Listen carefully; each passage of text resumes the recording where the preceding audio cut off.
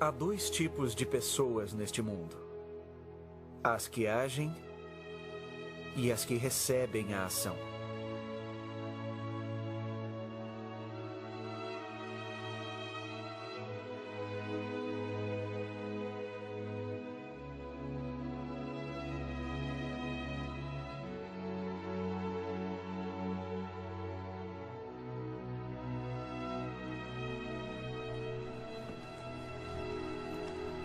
Meu pai, John Rowe Moyle, um lapidador, era uma pessoa que sempre agia.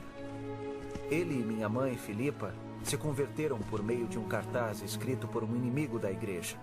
Ao lê-lo, meu pai ficou tão curioso que decidiu investigar mais sobre o assunto. Mas tenha certeza que tais acusações são falsas. Eu presto testemunho de que Eles Deus... aceitaram o batismo naquela mesma noite que foram ensinados sobre o Evangelho. No dia 11 de abril de 1856, a família partiu de Plymouth, Inglaterra, ao aceitarem o chamado para estabelecer Sião. Ao chegarem em Boston, viajaram de trem até a cidade de Iowa, onde meu pai esperava comprar um carroção para cruzar as planícies até Salt Lake. Porém, não havia mais carroções, então foi-lhes apresentada uma nova maneira de prosseguir a viagem.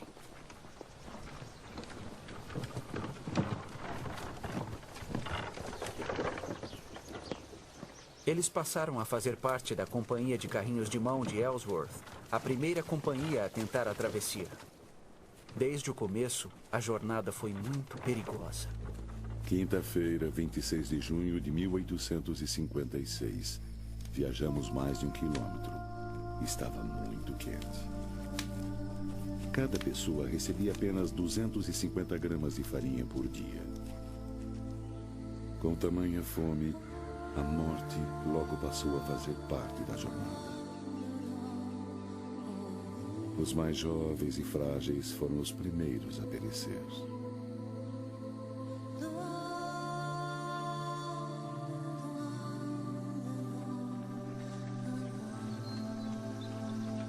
26 de julho de 1856.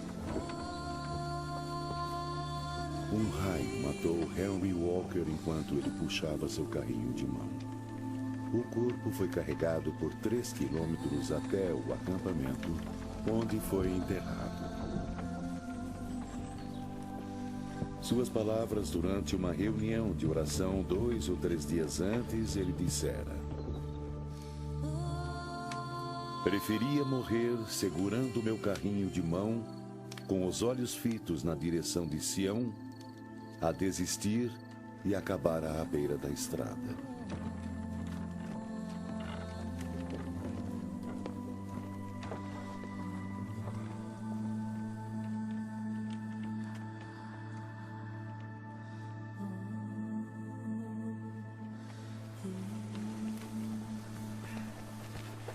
Meu pai foi uma grande força para todos da companhia. Stefan, vai ajudar os outros!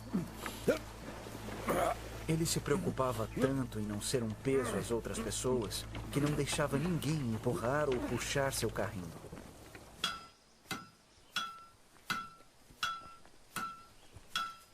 No dia 26 de setembro de 1856, finalmente chegaram ao Vale do Lago Salgado.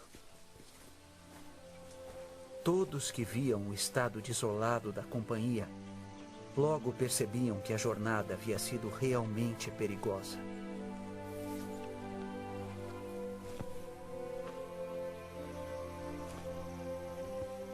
Ao todo, 16 pessoas da companhia haviam morrido. Um dos conselheiros de Brigham Young, Jedediah Grant, chorou ao ver as mãos de meu pai agarradas ao carrinho como garras de um pássaro.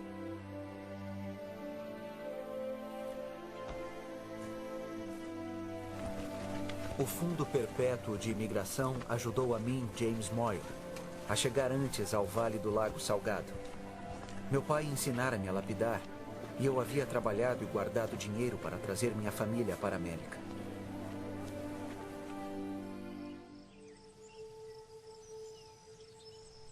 A vida em Sião fez bem ao meu pai.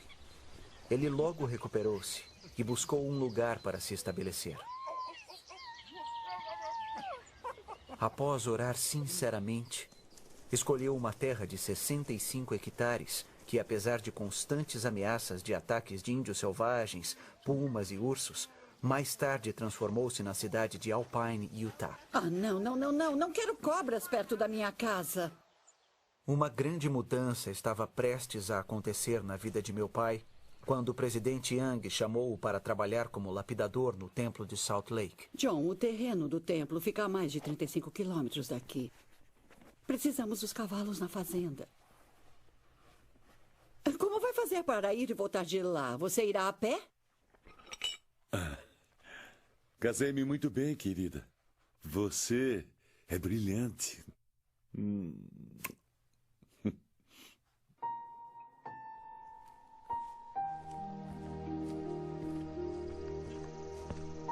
Ele sempre soube que o Senhor providencia meios pelos quais suas ordens podem ser cumpridas. Meu pai não era do tipo que dava desculpas. Embora recebesse um pouco por seus esforços, a maneira como ele dedicou-se zelosamente à tarefa foi incomum, até mesmo para John Rowe Moyle. Às segundas-feiras, ele levantava-se às 2 horas da manhã para conseguir chegar ao terreno do templo por volta das 8, junto com os outros trabalhadores.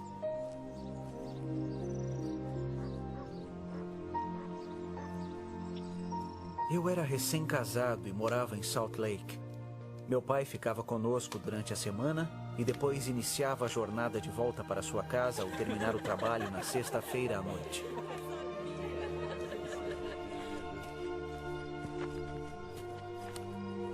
Ele chegava em casa por volta da meia-noite.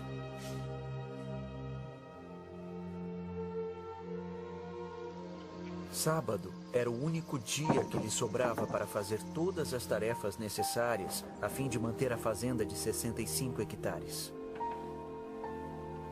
Essa era a sua vida. Semana após semana, mês após mês, ano após ano. Por quase 20 anos.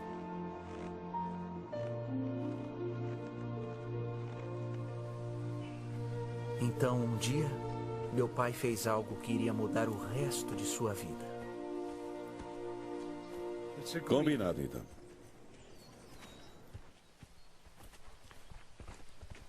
O nome dela era Velha Lindy e tinha vindo de um rebanho da ilha Antílope. Foi a primeira vaca que nossa família conseguiu comprar. Uma vaca que acabou ficando mais cara do que qualquer pessoa poderia imaginar. Meu pai estava trabalhando na linda escadaria circular do templo e voltou para casa mais cedo, a fim de ajudar a família nas tarefas domésticas.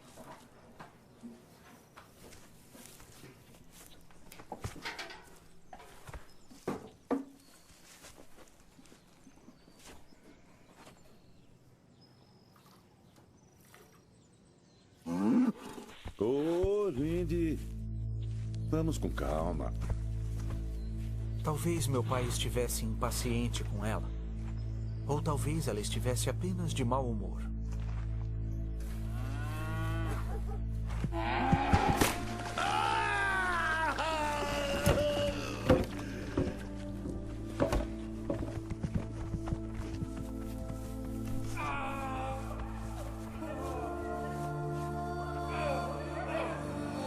O coice de Lindy causou sérias fraturas expostas.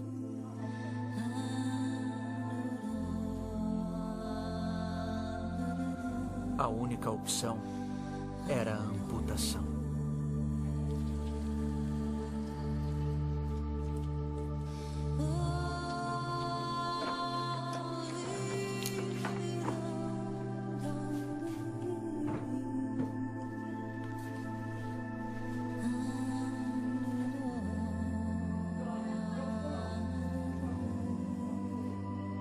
A perna dele foi cortada logo abaixo do joelho com um serrote. Mas embora a amputação tenha sido horrível, o maior medo ainda era o de uma infecção.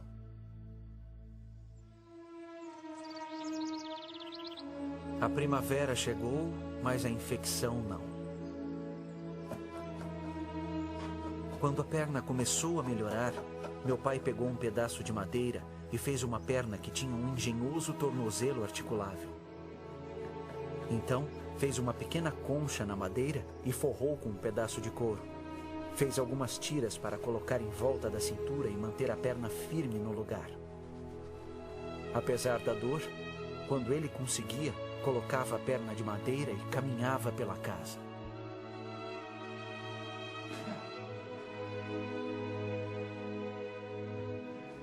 Com o passar do tempo, conseguiu dar uma volta pelo jardim e, por fim, pela fazenda inteira.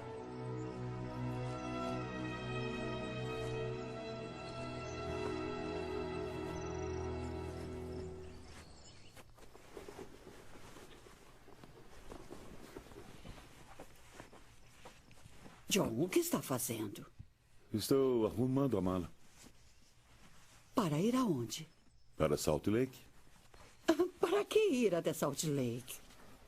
Não me lembro de ter sido dispensado como lapidador. Você se lembra? Querido, há muito trabalho a ser feito no reino aqui mesmo. Você é só um lapidador. Tenho certeza de que o senhor tem gente suficiente em Salt Lake para continuar seu trabalho. Mas o chamado é meu. Raramente os chamados são convenientes, não é mesmo?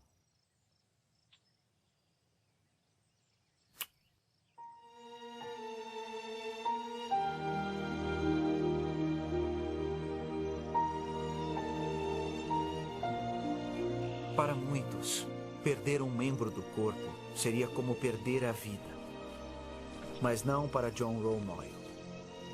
Para ele, enquanto conseguisse respirar, enfrentaria os obstáculos à sua frente.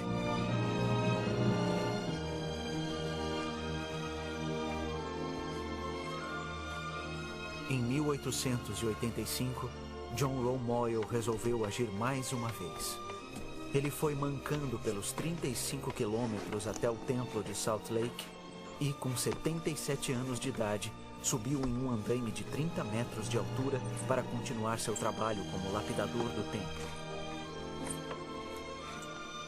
Há dois tipos de pessoas na Terra. Observei meu pai por muitos anos.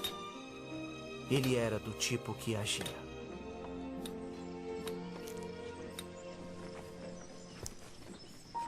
Pai! Te amo, pai!